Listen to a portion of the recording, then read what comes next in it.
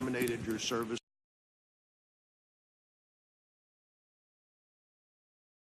would you still be, in your opinion, the director of the FBI today? Yes, sir. So you took as a direction from the president something that you thought was serious and troublesome, but continued to show up for work the next day. Yes, sir. And 6 weeks later, we're telling the president on March the 30th that he was not personally the target of any investigation. Correct. On March the 30th, and I think again on April 11th as well, I told him we're not investigating him personally. That was true. Well, the point to me, the concern to me there is that all these things are going on. You now, in retrospect, or at least you now, to this committee, it'll be completely up to you if you want to stick with us. About what the president Harlan and I are watching the testimony. We're going to be quiet. Taken no action. When we want to say something, we'll say something. You guys could have your comments here. We're kind of doing this so this way you can talk to each other while this is going on. But Harlan and I won't be saying a lot until this is over. But we figured we'd do it together for at least the hour. So if you want to join on, fantastic. I think no action was the most important thing I could do. We understand that as well. To make sure there was no interference with the investigation. And on the Flynn issue specifically, I believe you said earlier that you believe the president was suggesting you drop any investigation of Flynn's account of his conversation with the Russian ambassador, which was essentially misleading the vice president and others? Correct. And I'm not going to go into the details, but whether there were false statements made to government investigators as well. Any suggestion that General Flynn had violated the Logan Act, I always find pretty incredible. The Logan Act's been on the books for over 200 years. Nobody's ever been prosecuted for violating the Logan Act. My sense would be that the discussion, not the problem, misleading investigators or the vice president might have been. That's fair. Yes, sir. And had you previously on February the 14th discussed with the president in the previous meeting anything your investigators had learned or their impressions from talking to Flynn? No, sir. So he said he's a good guy, you said he's a good guy, and that was no further action taken on that. But he said more than that. There was the action was, wrote it up, briefed our senior team, tried to figure out what to do with it, and just made a decision. We're going to hold this and then see what we make of it down the road. Yes, sir. Was your view that not briefing up meant you really had no responsibility to report that to the Justice Department in some way? I think at some point, and I don't know what Director Mueller is going to do with it, but at some point I was sure we were going to brief it to the team in charge of the case. But our judgment was, in the short term, doesn't make sense to no fuzz on the fact. So once again, Harlan and I are here. We're just going to sit and watch this like the rest of you. So we figure we'll have a watch party. We've got some pretzels. We've got some Cheez-Its. And I have coffee. He seems to have some coffee. We're not going to really speak during this. We're going to listen. Periodically, I'll text something up here and add into your comments. You can read it that way. We don't interrupt. So we're going to be sitting here for the next hour watching the witch hunt of President Donald Trump. So you're more than happy to join us. And the White House. This is our walk and talk for today. The Attorney General, did you take phone calls from the president? Yes, sir. So why did you just say you need to talk to, why didn't you say, I'm not taking that call, you need to talk to the Attorney General? Well, I did on the April 11th call, and I reported the calls, the March 30th call and the April 11th call, to my superior, who was the acting Deputy Attorney General. I don't want to run out of time here. Let me make one other point. In reading your testimony, January the 3rd, January the 27th, and March the 30th, it appears to me that on all three of those occasions, you, unsolicited by the president, made the point to him that he was not a target of an investigation. Correct. Yes, sir. One, I thought the March 30th, very interesting. You said, well, even though you don't want, you may not want us, that was the 27th, where he said, why don't you look into that dossier thing more? You said, well, you may not want that because then we couldn't tell you, you couldn't say with, we couldn't answer the question about you being a target of the investigation, but you didn't seem to be answering that question anyhow. As Senator Rubio pointed out, the one unanswered, unleaked question seems to have been that in this whole period of time. But you said something earlier I don't want to fail to follow up on. You said after you were dismissed, you gave information to a friend so that friend could get that information into the public media. Correct. What kind of information was that? What kind of information did you give to a friend? That the Flynn conversation, that the president had asked me to let the Flynn, I mean, I'm forgetting my exact own words, but the conversation in the Oval Office. So you didn't consider your memo or your sense of that conversation to be a government document. You considered it to be somehow your own personal document that you could share with the media as you wanted to? Correct. Through a friend? I understood this to be my recollection recorded of my conversation with the president. As a private citizen, I felt free to share that. I thought it very important to get it out.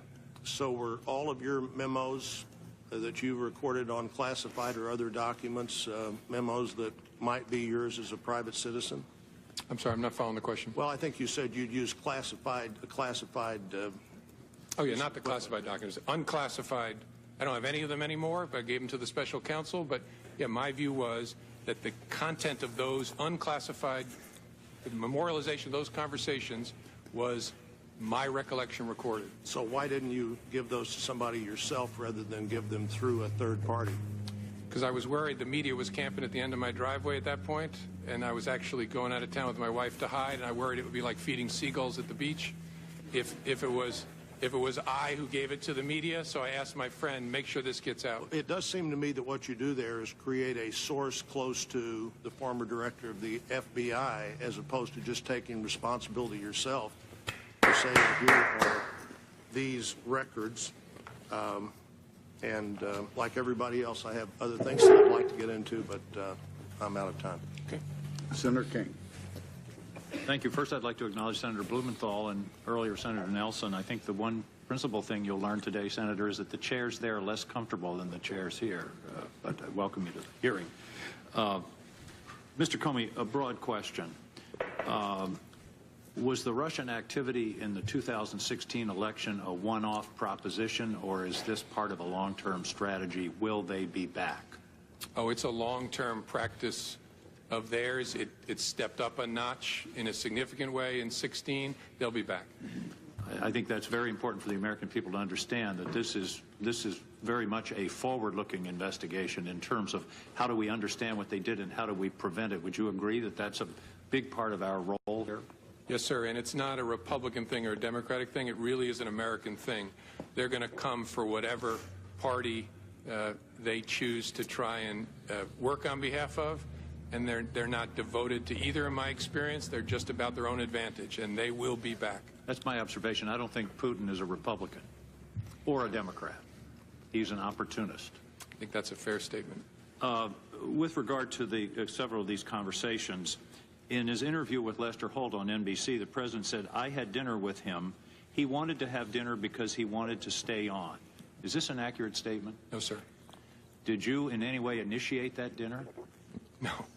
He called me at my desk at lunchtime and asked me, was I free for dinner that night? And called himself and said, can you come over for dinner tonight? And I said, yes, sir. He said, will 6 work? I think he said 6 first.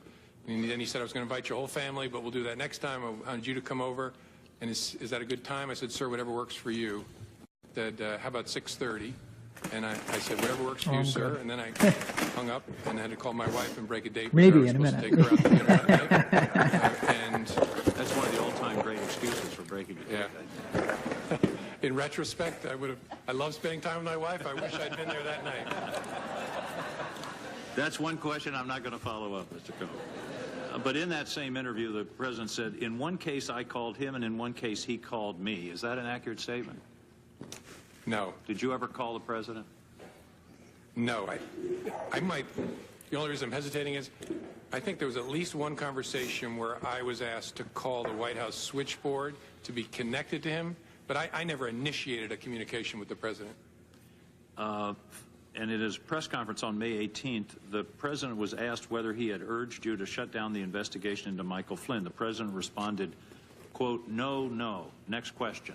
Is that an accurate statement? I don't believe it is. Thank you. With regard to the question of him being personally under investigation, Does that mean that the dossier is not being reviewed or investigated or followed up on in any way? I obviously can't comment either way. I can't talk in an open setting about the investigation as it was when I was the head of the FBI, and obviously it's Director Bob Mueller's responsibility now, so I don't know. So clearly your statements to the President back in these various times when you assured him he wasn't under investigation were as of that moment. That correct, is it Correct. not? Correct. Now, on the Flynn investigation, is it not true that Mr. Flynn was and is a central figure in this entire investigation of the relationship between the Trump campaign and the Russians? I can't answer that in an open setting, sir. Certainly Mr. Flynn was part of the so-called Russian investigation. Can you answer that question? I have to give you the same answer. All right. We'll be having a closed session shortly, so we will follow up on that. In terms of his comments to you about, I think you were in response to Mr. Risch, Senator Risch, he said, I hope you will hold back on that. But when you get Now, if we when want a to president talk, of the United do you States have in to the go up and Oval lower Office it? says something Yeah. like I hope or I suggest or would you, do you take that as a directive? Yes. Yes, it rings in my ear as kind of, will no one rid me of this meddlesome priest? I was just going to quote that in 1170, December 29, Henry II said, who will rid me of this meddlesome priest? And then the next day he was killed. Thomas à Becket, that's exactly the same situation. We're thinking along the same lines. Several other questions, and these are a little bit more detailed. What do you know about the Russian bank VEB? Nothing that I can talk about in an open setting. Oh, Well, come that on. takes care of my next three I questions. know it exists. Yes, sir. You know it exists. What is the relationship of the ambassador from Russia to the United States, to the Russian intelligence infrastructure? Well, he's a diplomat who is the chief of mission at the Russian embassy, which employs a robust cohort of intelligence officers. And so surely he's witting of their very, very aggressive intelligence operations, at least some of it in the United States. I don't consider him to be an intelligence officer himself. He's a diplomat. Did the FBI ever brief the Trump administration about the advisability of interacting directly with Ambassador Kislyak? Somebody said here I think all I can say sitting that here they is there think were a Comey variety is of lying. defensive briefings I don't think given he's to the lying. incoming administration. I just don't about think there's a good counterintelligence story risk. here. No.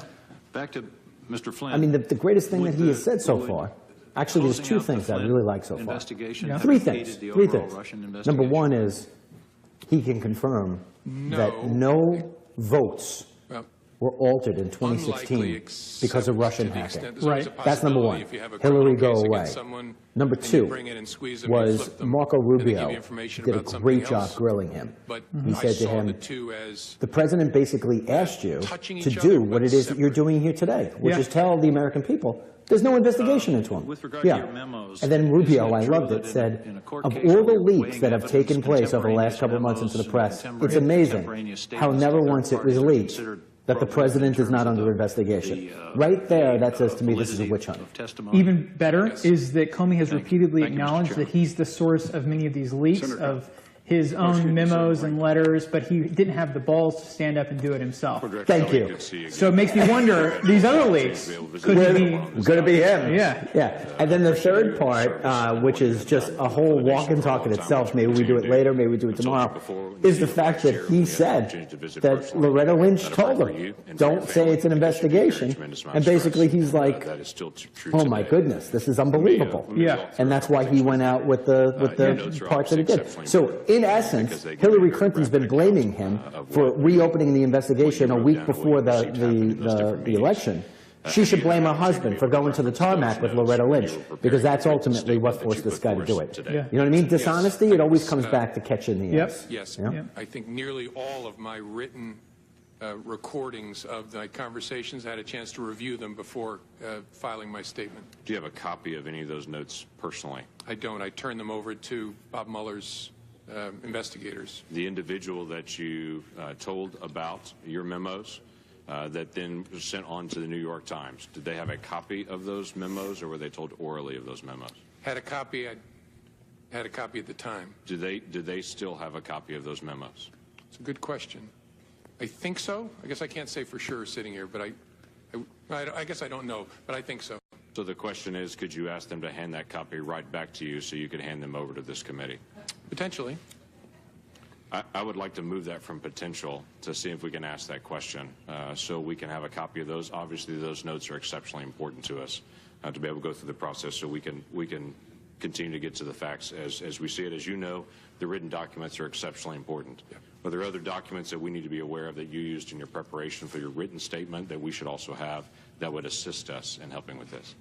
Not that I'm aware of, no. Past the February the 14th meeting, which is a very important meeting, obviously, as we discuss the conversations here about Michael Flynn. When the president asked you about he hopes that you would let this go, and the conversation back and forth about being a good guy, after that time, did the president ever bring up anything about Michael Flynn again to you? You had multiple other conversations you have documented with the president. No, I don't remember him ever bringing it up again. Did any member of the White House staff ever come to you and talk to you about letting go of the Michael Flynn case or dropping it or anything referring to that? No. Did the Director of National Intelligence come to you and talk to you about that? Dennis? No. Just put out an article that says plot twist. Comey leaked memos. Did the head of NSA talk to you about that? No. Plot twist. That's my the key boy. aspect here is if this seems to be something the president's trying to get you to drop Plot it, this seems twist. like a pretty light touch to drop it, to bring it up at that moment, the day after he had just fired Flynn, to come back in and say, I hope we can let this go, but then it never reappears again. Did it slow down your investigation or any investigation that may or may not be occurring with Michael Flynn? No, although I don't know there are any manifestations, outward manifestations of the investigation between February 14th and when I was fired. So I don't know that the president would have any way of knowing whether it was effective or not. Okay, that's fair enough. If the president wanted to stop an investigation, how would he do that? Knowing it's an ongoing criminal investigation or counterintelligence investigation, would that be a matter of trying to go to you perceive, and to say you make it stop because he doesn't have the authority to stop? Or how would the president make an ongoing investigation stop? Again, I'm not a legal scholar, so smarter people answer this better, but I think as a legal matter, the president is the head of the executive branch and could direct, in theory, we have important norms against this, but direct that anybody be investigated or anybody not be investigated. I think he has the legal authority, because all of us ultimately report in the executive branch up to the president. Okay. Would that be to you? Would that be to the Attorney General? Would that be to who that would do that?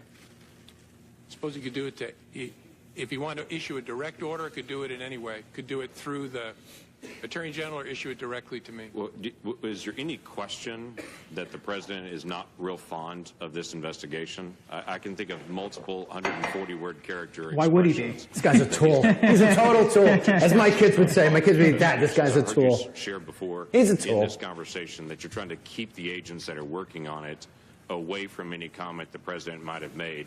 Quite frankly, the president has informed around 6 billion people that he's not real fond of this investigation. Do you think there's a difference in that? Yes. Okay. I think there's a big difference in kicking superior officers out of the Oval Office, looking the FBI director in the eye and saying, I hope you let this go.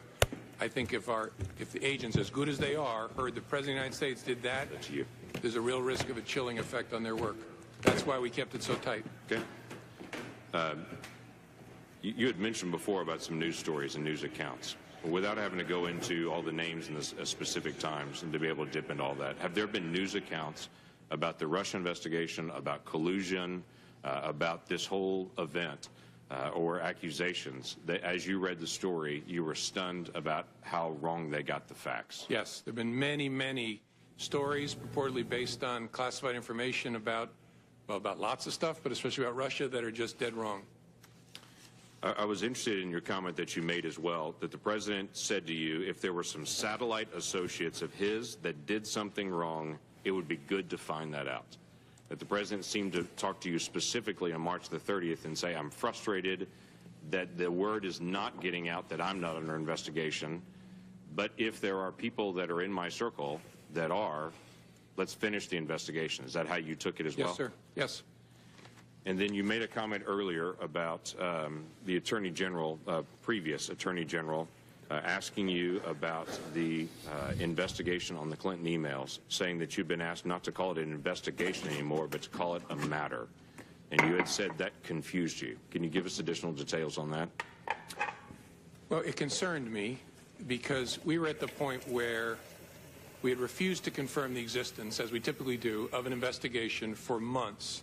And it was getting to a place where that looked silly because the campaigns were talking about interacting with the FBI in the course of our work. The Clinton campaign at the time was using all kinds of euphemisms, security review, matters, things like that, for what was going on. We were getting to a place where the Attorney General and I were both going to have to testify and talk publicly about it. And I wanted to know, was she going to authorize us to confirm we had an investigation? And she said, yes, but don't call it that, call it a matter. And I said, why would I do that? And she said, just call it a matter. And again, you look back in hindsight, you think, should I have resisted harder? I just said, all right, this isn't a hill worth dying on. Because you're weak. So I just said, okay. You're weak. The press is going to completely ignore it. And that's what happened when I said, and Loretta Lynch they all destroys a good last name. Investigation open. And so that concerned me. Unbelievable. Because that language tracked the way the campaign was talking about the FBI's work, and that's concerning. Unbelievable. It gave the impression that the campaign was somehow using the same language as the FBI because you were handed the campaign language and told to be able to use the campaign. And again, no, because she's a lying bitch, Hillary. That's why. The way we talked about our work with the way a political campaign was describing the same activity, which was inaccurate. We had a criminal investigation open, as I said before, the Federal Bureau of Investigation. We had an investigation open at the time, and so that gave me a queasy feeling. Queasy. Thank you, Mr. Chairman. Crazy. Mr. Comey, I appreciate very much Lordy. being here. West Virginians are very interested in this hearing that we're having today. I've had over 600 requests for questions to ask you. She's a lying bitch, buddy. And most of them have been asked. And there's quite a few of them that were quite detailed while asking our classified hearing. I want to thank you, first of all, for coming and agreeing to be here, volunteering, but also volunteering today. Oh, enough of this. Thanking him. I don't know if you had a Grill chance him. to watch our hearing yesterday. I watched part of it, yes. Thank my It was ass. quite troubling. My colleagues here had some very pointed questions they wanted answers to. They weren't classified. They could have answered in this open setting. They refused to do so. So that even makes us much more appreciative of your cooperation. Sir, the seriousness of the Russian aggressions in our past elections and knowing that it'll be ongoing, as Senator King had alluded to, what's your concerns there? I mean, what should the American public understand? People said, well, why are we worried about this? Why make such a big deal out of this Russian investigation? Can you tell me what your thoughts would be? Sir. And then the final thing is on this same topic. Did the president ever show any concern or interest or curiosity about what the Russians were doing? Thank you, Senator. As I said earlier, I don't remember any conversations with the president about the Russia election interference. Did he ever ask you any questions concerning this? Well, there was an initial briefing of our findings, and I think there was conversation there. I don't remember it exactly, where he asked questions about what we had found and what our sources were and what our confidence level was. But after that, I don't remember anything. The reason this is such a big deal is we have this big, messy, wonderful country where we fight with each other all the time, but nobody tells us what to think, what to fight about, what to vote for, except other Americans. And that's wonderful and often painful. But we're talking about a foreign government that, using technical intrusion and lots of other methods, tried to shape the way we think, we vote, we act. That is a big deal. And people need to recognize Harlan. it's not about Republicans or Democrats. They're coming after Is C-SPAN America, covering we this? all love They are. equally. We should go to They wanna C-SPAN. undermine our All right, credibility one in the sec. face of the world. They think that this great experiment of ours is a threat to them, and so they're going to try to run it down and dirty it up as much as possible. That's what this is about, and they will be back because we remain, as difficult as we can be with each other, we remain that shining city on the hill, and they don't like it. So this is extremely important. It's extremely dangerous what we're dealing with, and it's needed. Is what you're saying. Yes, sir. Do you believe there were any tapes? Yep. Some woman just said she has to go to another channel to watch this because I used a bad It word. never occurred to me till the president's Because her grandson is watching this. And I'll consent to the release of For both of you, Grandson should be watching Sesame Street, not this you both guy. hope there's tapes and recordings. Poor kid. All I can do is hope. The president surely knows whether he taped me, and if he did, my feelings aren't hurt. Release all the tapes. I'm good with it. Gotcha. I want somebody to ask a question about Obama. Robert Mueller, our new special investigator on Russia, will be thorough and complete without political intervention. And would you be confident on his findings and recommendations? Yes, Bob Mueller is one of the finest people and public servants this country has ever produced. He will do it well. He is a dogged, tough person, and you can have high confidence that when it's done, he's turned over all the rocks. You've been asked a wide variety of questions today, and we're going to be hearing more, I'm sure, in our classified hearing. Something I often ask folks when they come here, what details of this saga should we be focusing on, and what would you recommend us do differently? Move on. Or to adjust our perspective on this? I don't know. One of the reasons that I'm pleased to be here is I think this committee has shown the American people, although we have two parties and we disagree about important things, we can work together when it involves the core interests of the country. So I would hope you'll just keep doing what you're doing. It's good in and of itself, but it's also a model, especially for kids, that we are a functioning adult democracy. And you also mentioned you had, I think, six meetings, 3 times in person, 6 on the phone, 9 times in conversation. Hey, Harlan? Did he ever, at that time, allude that you were not performing adequately? Ever indicate that at all? Oh, no. In fact, the contrary, quite often. Yeah, we're going to change from Fox to go to C-SPAN. And he just called to check in and tell me I was doing an awesome job and wanted to see how I was doing. I said, I'm doing fine, sir. And then I finished the call and got on the helicopter. Mr. Comey, do you believe you would have been fired if Hillary Clinton had become president? Who cares? That's a great question. I don't know. It's a great question. Mr. Comey, do you think you would have been the center for the New York Knicks had you played basketball? Look, I've said before, that was an extraordinarily difficult and painful time. I think I did what I had to do. I knew it was going to be very bad for me personally, and the consequence of that might have been, if Hillary Clinton was elected, I might have been terminated. I don't know. I really don't. Who cares? It's not about you. My final question will be, after February 14th meeting in the Oval Office, you mentioned that you asked Attorney General Sessions to ensure that you were never left alone with the president. Did you ever consider why Attorney General Sessions was not asked to stay in the room? I got a question for you, Mr. Comey. Sure. Hey, Harlan. Comey's testimony to the Senate Intelligence We should probably just lower this for a little bit. C-SPAN 3 I don't foresee him saying anything or chatting. Joe Manchin is, you know. The House, though, is coming in momentarily, so we are going to leave that hearing now on C-SPAN.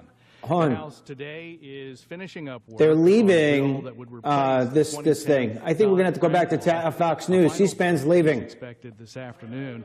Go to CNN. Expected to be in session tomorrow, Friday. Live House coverage on C-SPAN.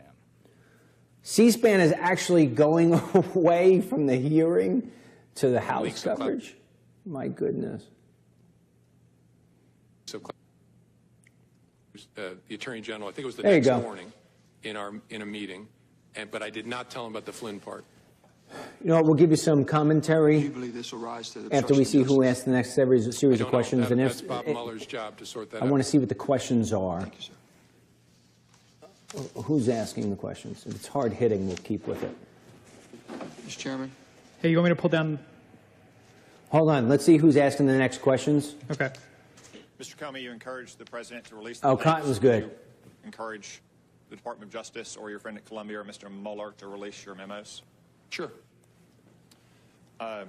You said that you did not record your conversations with President Obama or President Bush in memos. Did you do so with Attorney General Sessions or any other senior member of the Trump Department of Justice? No. Did you? I'm sorry. Did you record conversations and memos with Attorney General Lynch or any other senior member of the Obama Department of Justice? No, not that I recall. In your statement for the record, you cite 9 private conversations with the president, 3 meetings, and 2 phone calls. There are 4 phone calls that are not discussed in your statement for the record. What happened in those phone calls? The president called me, I believe, shortly before he was inaugurated as a follow-up to our conversation What we'll private do conversation on January the 6th. is we'll watch He just Cotton. wanted to reiterate his. And then when the Democrat goes, we'll turn rejection him of the off. allegation Bring and Harlan talk about in he for some thought about it commentary more because the Democrats are and going why to ask he thought it stupid wasn't questions. True, the verified, unverified, and salacious parts. And during that call, he asked me again, "Hope you're going to stay. You're doing a great job." And I told him that I intended to. There was another phone call that I mentioned. I think was could have the date wrong. March the 1st, where he called just to check in with me as I was about to get on the helicopter.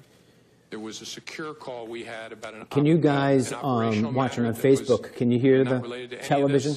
About something the FBI Let me know in the was comments. working on. He wanted to make sure that I understood how important he thought it was. A totally appropriate call. And then the fourth call, I'm probably forgetting. I may have meant the call when he called to invite me to dinner. I'll think about it as I'm answering other questions, but I think I got that right. Let's turn our attention to the underlying activity at issue here, Russia's hacking into those emails and releasing them, and the allegations of collusion. Do you believe Donald Trump colluded with Russia? It's a question I don't think I should answer in an open setting. As I said, that when I left, we did not have an investigation focused on President Trump. But that's a question that'll be answered by the investigation, I think. Let me turn to a couple statements by one of my colleagues, Senator Feinstein. She was the ranking member on this committee until January, which means she had access to information that only she and Chairman Burr did. She's now the senior Democrat on the Judiciary Committee, meaning she has access to the FBI that most of us don't. On May 3rd, on CNN's Wolf Blitzer show, she was asked, do you have evidence that there was, in fact, collusion between Trump associates and Russia during the campaign? She answered, not at this time. On May 18th, the same show, Mr. Blitzer said, the last time we spoke, Senator, I asked if you had actually seen any evidence of collusion between the Trump campaign and the Russians, and you said to me, and I'm quoting you now, you said, not at this time. Has anything changed since we last spoke? Senator Feinstein said, well, no, it hasn't. Do you have any reason to doubt those statements? I don't doubt that Senator Feinstein was saying what she understood. I just don't want to go down that path, first of all, because I'm not in the government anymore, and answering in the negative. I just worry Calvin leads me says deeper we and need deeper a to talking lapel about the mic investigation to in work an on the open echo. setting. Yeah. Okay, Calvin. I'm always trying to be fair. I don't It's a want to be lapel unfair to mic. President Trump. I'm not trying to suggest by my answer something nefarious, but I don't want to get into the business of saying not as to this person, not as to that person. On February 14th, the New York Times published a story, the headline of which was, Trump campaign aides had repeated contacts with Russian intelligence. You were asked earlier if that was an inaccurate story, and you said, in the main, Hey, Harlan? would it be fair to characterize that story I think as almost entirely wrong? I think Yes. this is sort of like the part of the wedding where people start to leave because they've already at the time the danced, they've story was already ate, published, and there's any nothing left to indication do. of any contact between So Trump why don't you people just lower and this, Russians, intelligence officers, other government officials? and why don't you come down? Let's talk about this a little bit. Sounds good. All right. So Harlan's going to come down from the control booth. It's only he and I here today. So we are going to discuss what it is that we have seen here. We'll do that for a little bit, and then we'll close out the walk and talk. Today was, in many cases, a tremendous waste of taxpayer dollars. I'll wait for Harlan to get in there. Hold on. I agree. Yeah. Let you get in. Yeah. Get yourself. Oh, he's going to put on. Yeah, He's going to put on his jacket. He's going. Yeah, He's going professional. Going to go official here. He's going professional. Me, I'm still going to eat the the Cheetos. Yeah. So let's do a free commercial for Cheez-Its and Snyder's gluten-free pretzels, which I don't really taste. They don't taste all that good. Shouldn't probably be eating this stuff. So, give your which camera are we going on, by the way? This guy right here. That one. Give your sense for what it is that we just saw for the last hour plus.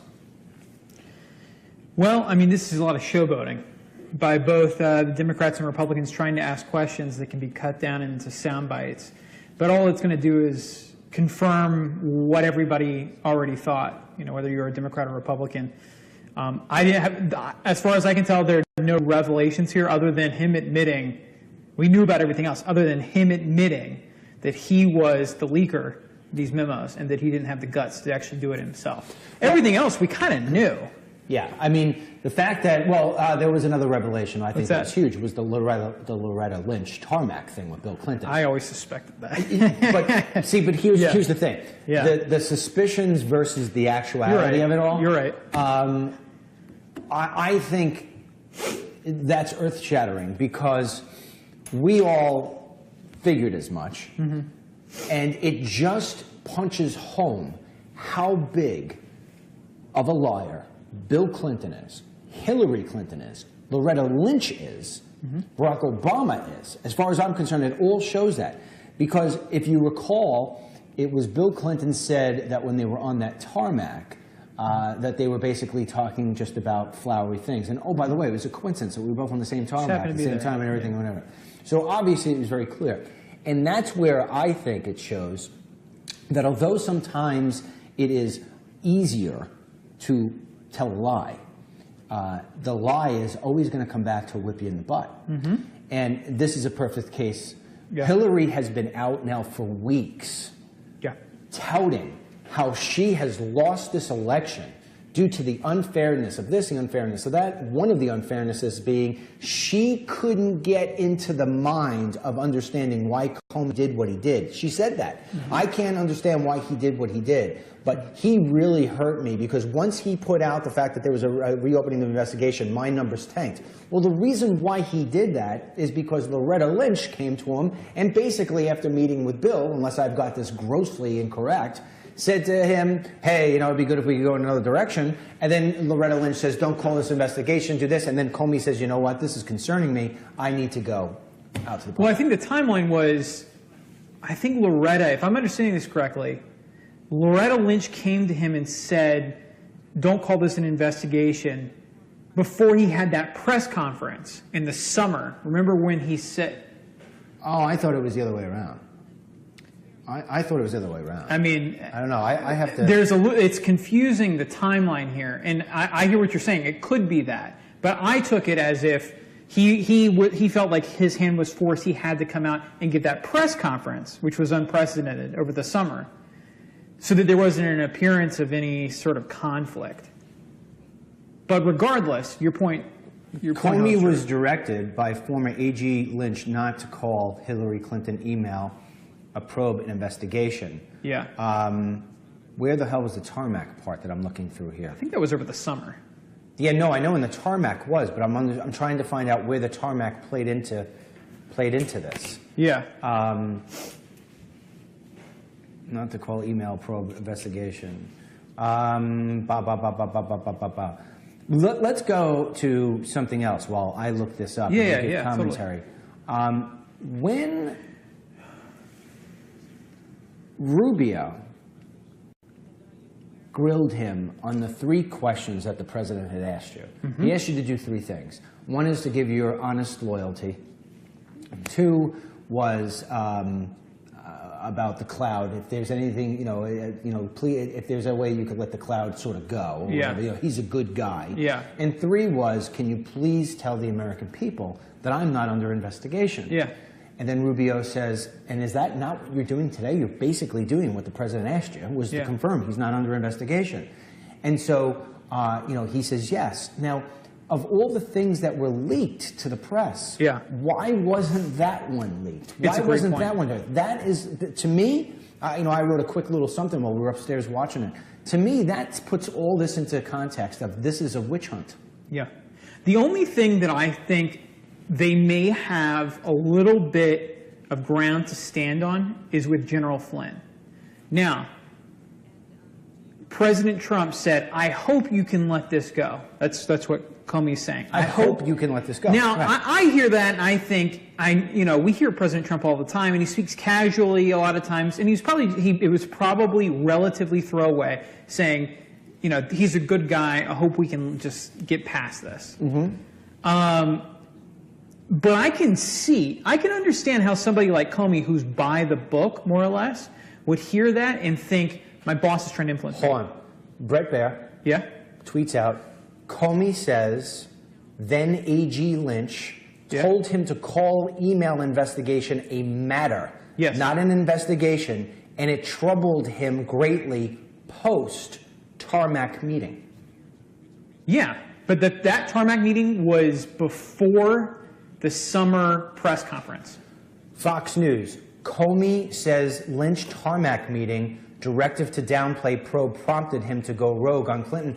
No, I think you missed what I said. Okay. I'm not talking about the press conference he had in the summer. I'm talking about when he came out and said 2 weeks before the election or 10 days before the election, we are reopening the investigation into Clinton. But I understand you're saying that. What I'm saying is the reason that he reopened the investigation wasn't because of A.G. Lynch. I think that's how I'm interpreting this. Oh, I'm interpreting it the other way. I'm interpreting that he got, that she told him, you know what? I'll read this. Former FBI Director James Comey revealed in Senate testimony Thursday that the then Attorney General Loretta Lynch directed him to describe the Hillary Clinton email probe as a matter and not an investigation.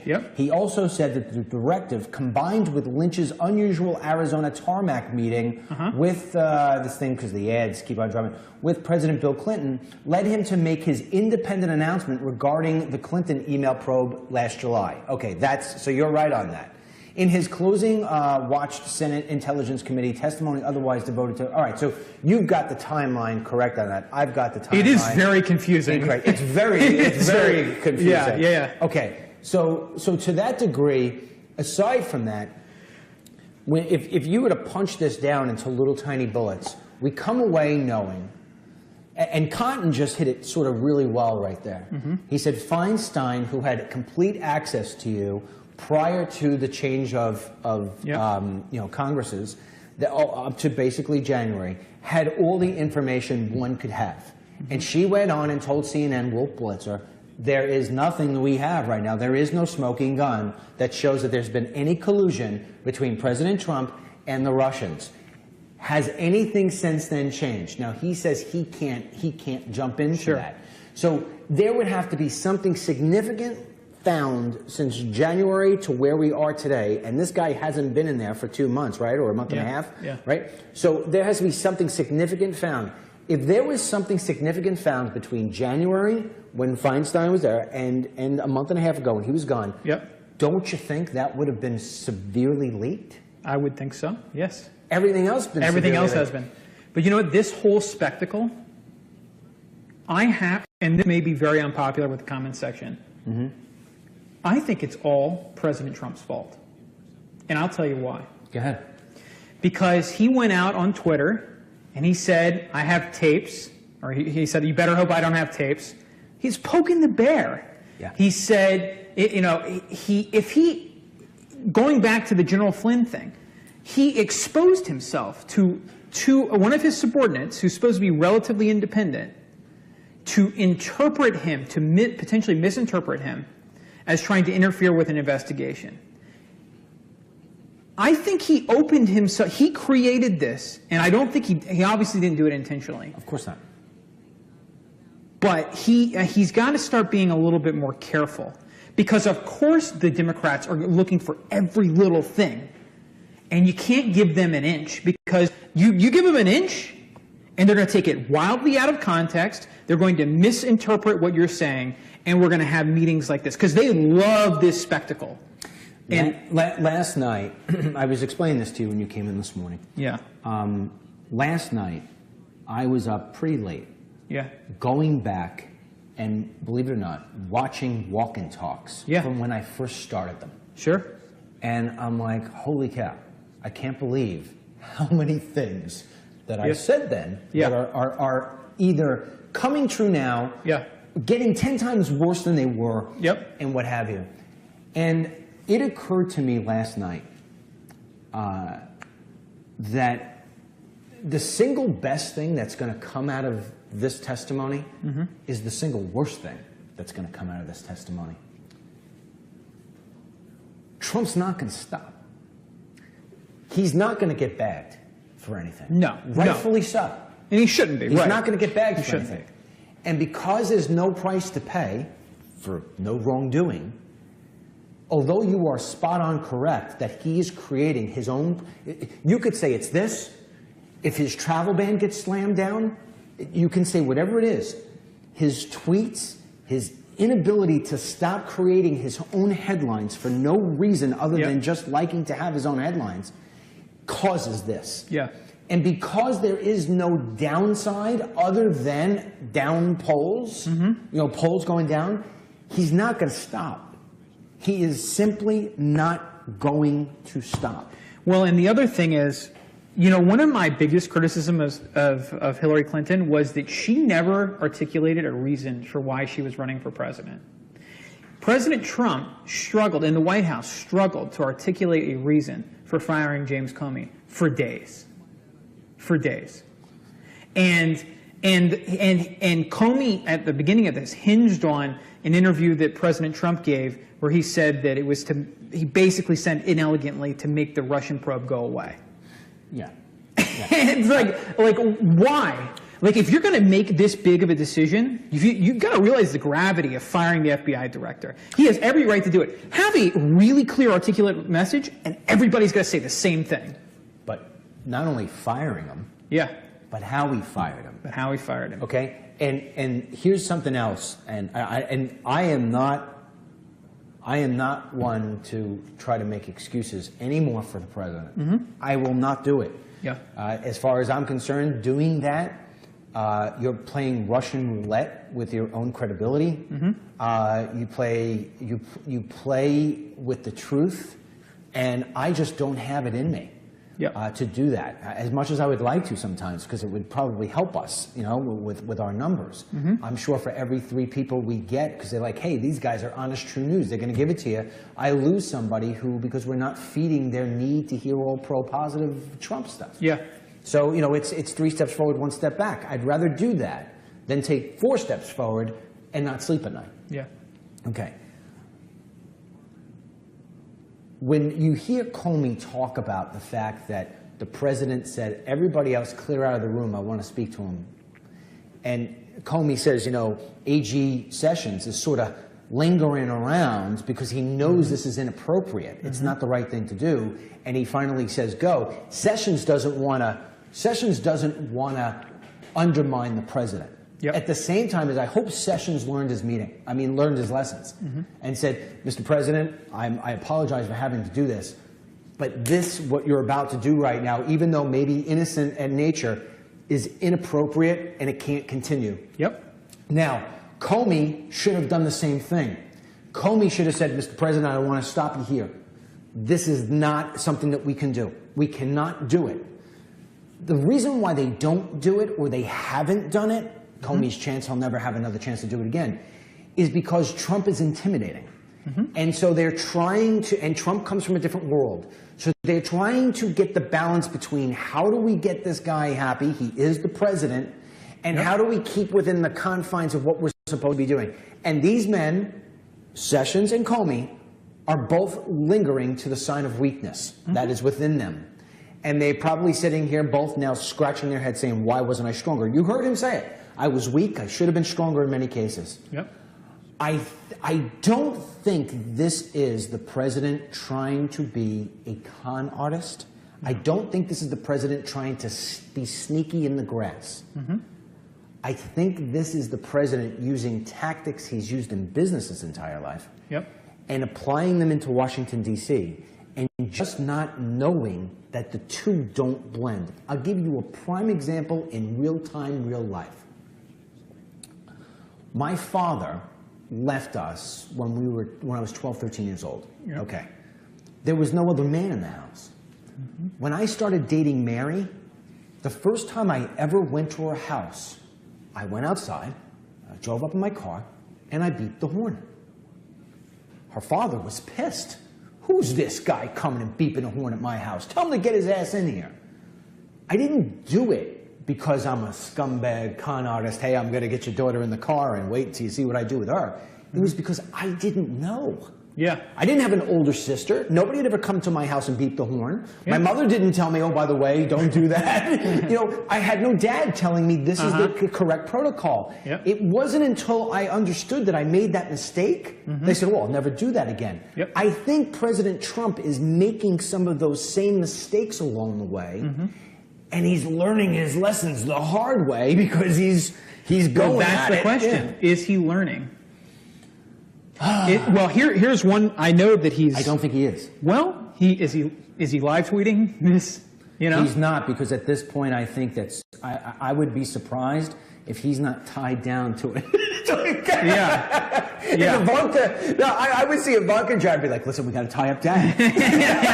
When he's sleeping, those 3 hours that he sleeps, get the rope, get everything else, we'll tie him up, we'll gag him. Well, this is saying a lot. Well, we missed it. At the beginning of the this hearing, yeah, the markets kind of dipped.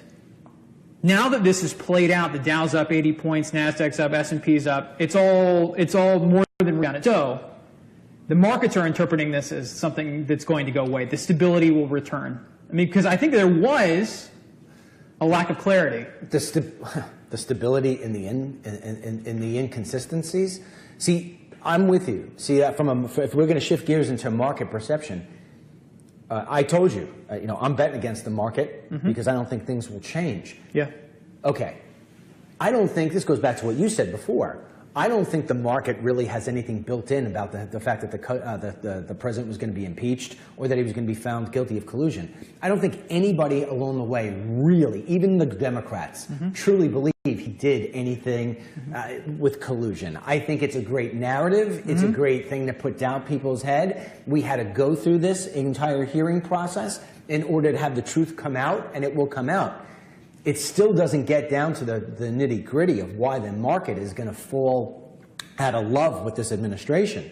And that is because the tweeting and the lack of focus on what it is that we have to do is going to impact getting this agenda through. And without a new Obamacare replacement and without a tax reform, the things that markets are built on crumble away. Look, I don't really care about the tweeting if we're getting stuff done. Look, if we were passing real comprehensive health care reform that didn't leave people with pre-existing conditions behind and would lower my premiums, great. Keep tweeting. If we're cutting taxes, keep tweeting. But until I actually see these things accomplished, and people like us are pointing to the tweeting as a reason for that, then I'm going to be talking about the tweeting. So the proof is in the pudding. I mean, if he can deliver, then we'll stop talking about it. But at this point, and I'm not trying to be a jerk, but at this point, we're not really delivering. We're certainly not delivering on the timetable we were promised. And that's not all his fault. Congress isn't sending him any legislation because they're doing stupid crap like this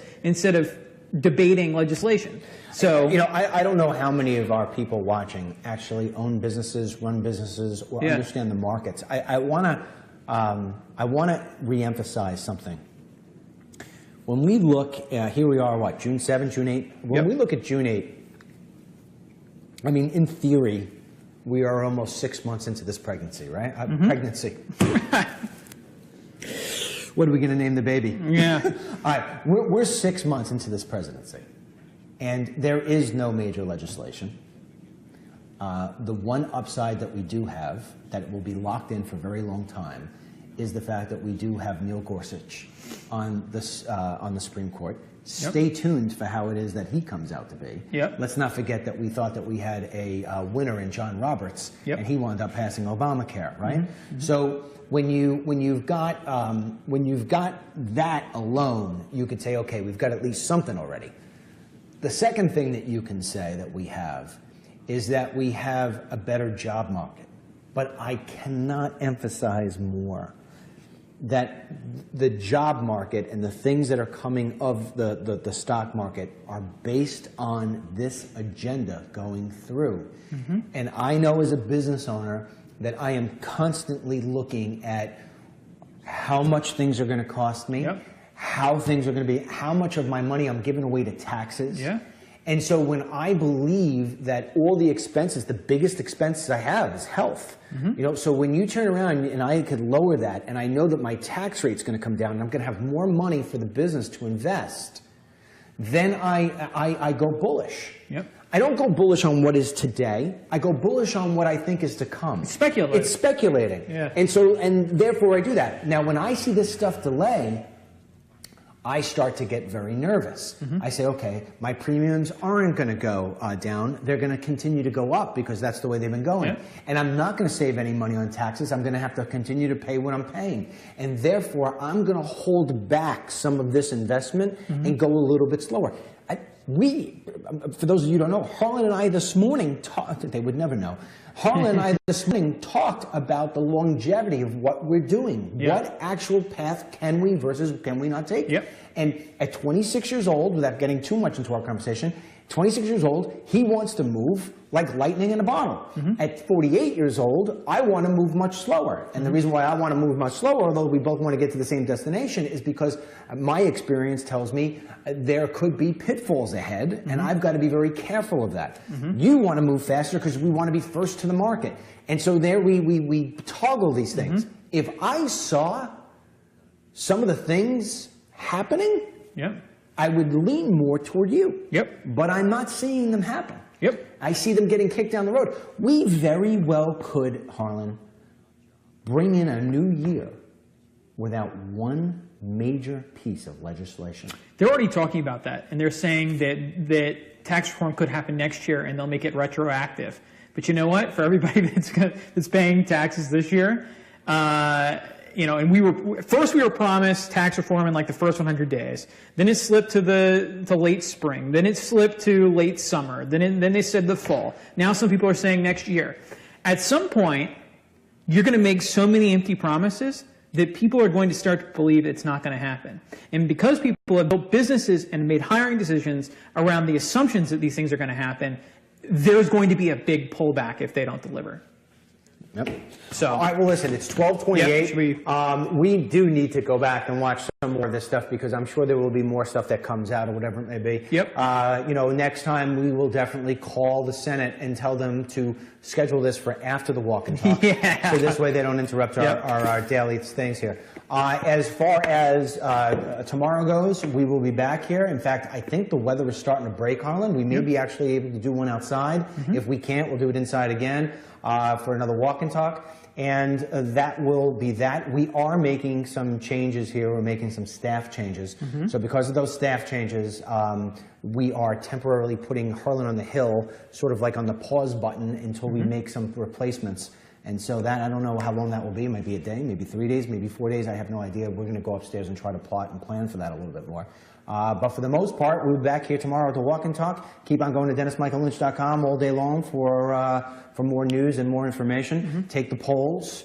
And that's basically it. Anything else? That's it. All right. So tomorrow, God bless you. God bless our troops. God bless the president. God bless all these United States.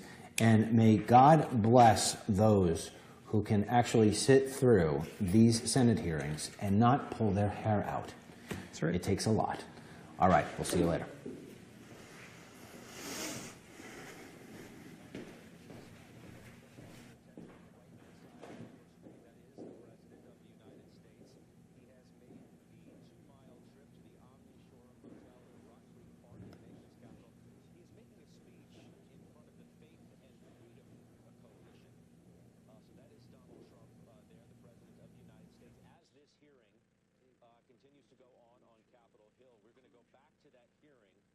Those occasions, you, unsolicited by the president, made the point to him that he was not a target of an investigation.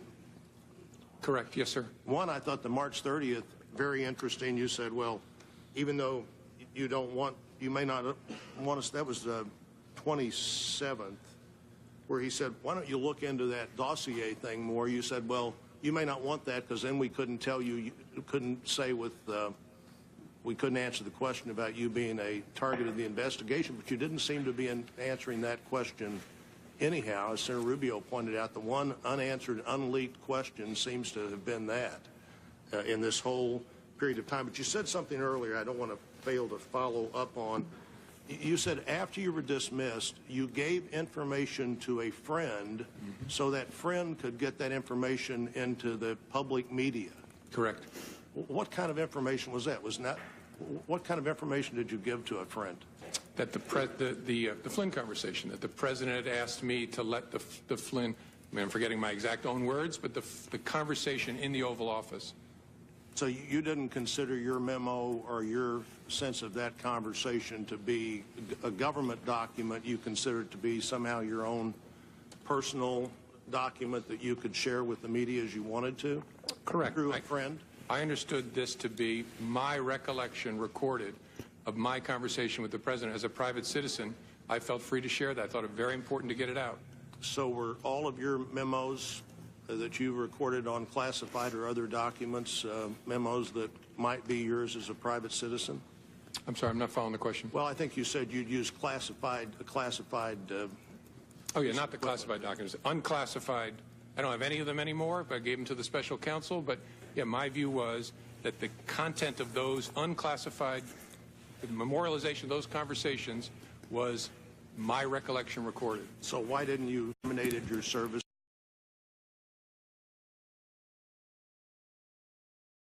Would you still be, in your opinion, the director of the FBI today? Yes, sir. So you took as a direction from the president something that you thought was serious and troublesome, but continued to show up for work the next day. Yes, sir. And 6 weeks later, we're still telling the president on March the 30th that he was not personally the target of any investigation. Correct. On March the 30th, and I think again on April 11th as well, I told him we're not investigating him personally. That was true. Well, the point to me, the concern to me there is that all these things are going on. You now, in retrospect, or at least you now, to this committee, it'll be completely up to you if you want to stick with us. About what the president Harlan and I are watching the testimony. We're going to be quiet. Taken no action. When we want to say something, we'll say something. You guys could have your comments here. We're kind of doing this so this way you can talk to each other while this is going on. But Harlan and I won't be saying a lot until this is over. But we figured we'd do it together for at least the hour. So if you want to join on, in fact, fantastic. I think no action was the most important thing if I not, could do we understand that as to well. make sure there was no interference with the investigation. And on the Flynn issue specifically, I believe you said earlier that you believe the president was suggesting you drop any investigation of Flynn's account of his conversation with the Russian ambassador, which was essentially misleading the vice president and others? Correct. And I'm not going to go into the details, but whether there were false statements made to government investigators as well. Any suggestion that General Flynn had violated the Logan Act, I always find pretty incredible. The Logan Act's been on the books for over 200 years. Nobody's ever been prosecuted for violating the Logan Act. My sense would be that... No. He called me at my desk at lunchtime and asked me, was I free for dinner that night? And called himself and said, can you come over for dinner tonight? And I said, yes, sir. He said, will 6 work? I think he said 6 first. And then he said, I was going to invite your whole family, but we'll do that next time. I wanted you to come over. And is that a good time? I said, sir, whatever works for you. He said, how about 6:30? And I said, whatever works for you, sir. And then I hung up and had to call my wife and break a date. Maybe in a minute. Take her out to dinner that night. And that's one of the all-time great excuses for breaking a date. Yeah. In retrospect, I love spending time with my wife. I wish I'd been there that night. That's one question I'm not going to follow up, Mr. Coe. But in that same interview, the president said, in one case I called him and in one case he called me. Is that an accurate statement? No. Did you ever call the president? No. I might. The only reason I'm hesitating is I think there was at least one conversation where I was asked to call the White House switchboard to be connected to him, but I never initiated a communication with the president. And in his press conference on May 18th, the president was asked whether he had urged you to shut down the investigation into Michael Flynn. The president responded, quote, no, no. Next question. Is that an accurate statement? I don't believe it is. Thank you. With regard to the question of him being personally under investigation, does that mean that the dossier is not being reviewed or investigated or followed up on in any way? I obviously I can't comment either way. I can't talk in an open setting about the investigation as it was when I was the head of the FBI, and obviously it's Director Bob Mueller's responsibility now, so I don't know. So clearly your statements to the president back in these various times when you assured him he wasn't under investigation were as of that moment. That correct, is it Correct. not? Correct. Now, on the Flynn investigation, Give those to somebody yourself rather than give them through a third party. Because I was worried the media was camping at the end of my driveway at that point, and I was actually going out of town with my wife to hide, and I worried it would be like feeding seagulls at the beach if it was I who gave it to the media. So I asked my friend, make sure this gets out. It does seem to me that what you do there is create a source close to the former director of the FBI, as opposed to just taking responsibility yourself for saying, here are these records. And like everybody else, I have other things that I'd like to get into, but I'm out of time. Okay. Senator King. thank you. First, I'd like to acknowledge Senator Blumenthal and earlier Senator Nelson. I think the one principal thing you'll learn today, Senator, is that the chairs there are less comfortable than the chairs here. But I welcome you to the hearing. Mr. Comey, a broad question.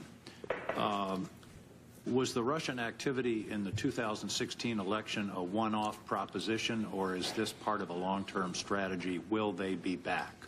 Oh, it's a long-term practice of theirs. It stepped up a notch in a significant way in 16. They'll be back. I think that's very important for the American people to understand that this is very much a forward-looking investigation in terms of how do we understand what they did and how do we prevent it. Would you agree that that's a big part of our role here? Yes, sir, and it's not a Republican thing or a Democratic thing. It really is an American thing. They're going to come for whatever party they choose to try and work on behalf of, and they're not devoted to either in my experience. They're just about their own advantage, and they will be back. That's my observation. I don't think Putin is a Republican or a Democrat.